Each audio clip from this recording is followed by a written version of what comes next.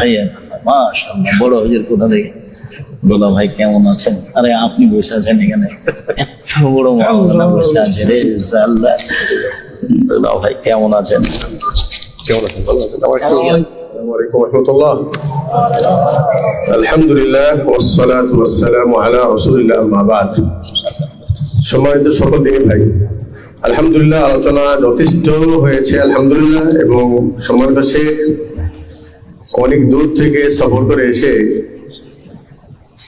এই রাতে মাশাআল্লাহ উনি যে সাবজেক্ট নিয়ে আলোচনা করেছিলেন, উনি বিস্তারিত আলোচনা করেছেন। ওনার আলোচনার পর আর কোনো আলোচনার প্রয়োজন আছে বলে আমি মনে করি না।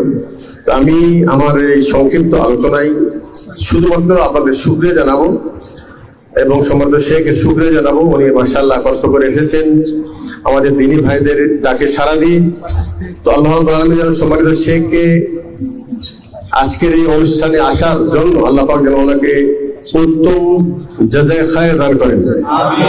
যে ভাইয়েরা আজকের এই আলোচনার ব্যবস্থা করেছেন এবং ওনারা চেষ্টা করে এই আলোচনার পরিবেশটা সুন্দর রেখেছেন এবং সার্বিক ব্যবস্থা করেছেন, আল্লাহ পাক যেন ওনাদেরকেও এর বিনিময়ে উত্তম বদল দান করেন। আপনারা যারা কষ্ট করে এসেছেন সবাইকে আল্লাহ পাক জাযায়ে খায়র দান করুন। সম্মানিত শেখ উনি বিস্তারিত আলোচনা করেছেন, আর এই আলোচনার মূল যেটা সারমর্ম সেটা হলেই আল্লাহ রাব্বুল আলামিন বলেছেন, ইয়াউমা লা ইয়ানফাউ মালু ওয়ালা বানুন ইল্লা মান আতাল্লাহা বিকলবিন সালিম।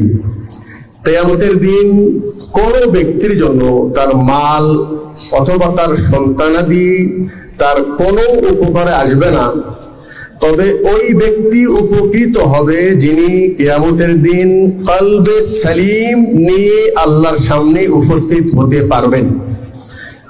শেখ যত আমাদের ত্রুটির বিষয়ে আলোচনা করেছেন এবং সংশোধনের বিষয়ে আলোচনা করেছেন, সবকিছুর মূল সেন্টার কিন্তু আমাদের অন্তর। এই জন্য আল্লাহ নবী সাল্লাল্লাহু আলাইহি ওয়াসাল্লাম বলেছেন, আলা ইন্না ফিল জাসাদি লামুদগাতান, তোমার শরীরের ভিতরে একটি গোশতের টুকরা আছে, ইদা সালুহাত সালুহাল জাসাদু কুল্লু, ওটা যদি ঠিক হয়ে যায় তাহলে তোমার পুরোটা শরীর অটোমেটিক ঠিক হয়ে যাবে। এটা নষ্ট হলে পুরাটা শরীরই নষ্ট হয়ে যাবে।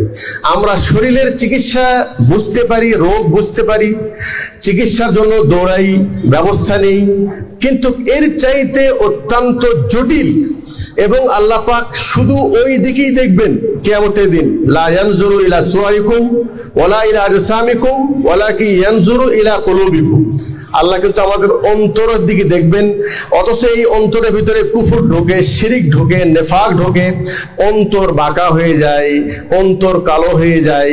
আর এই অন্তরের বেদির মধ্যে সবচাইতে প্রাচীনতম বেদি, যেই বেদির কারণে মুসলিম জাতির মধ্যে প্রথম যে কাবীরা গুনাহ কতল, হত্যা, ভাই ভাইকে হত্যা করেছিল, সেটাও কিন্তু এই অন্তরের বেদির কারণে, হাসাদ এবং হিংসার কারণে। এই জন্য আল্লাহ রাব্বুল আলামিনের কাছে দোয়া করি, আল্লাহ পাক যেন আমাদের অন্তরটাকে পরিশুদ্ধ করে দেয়।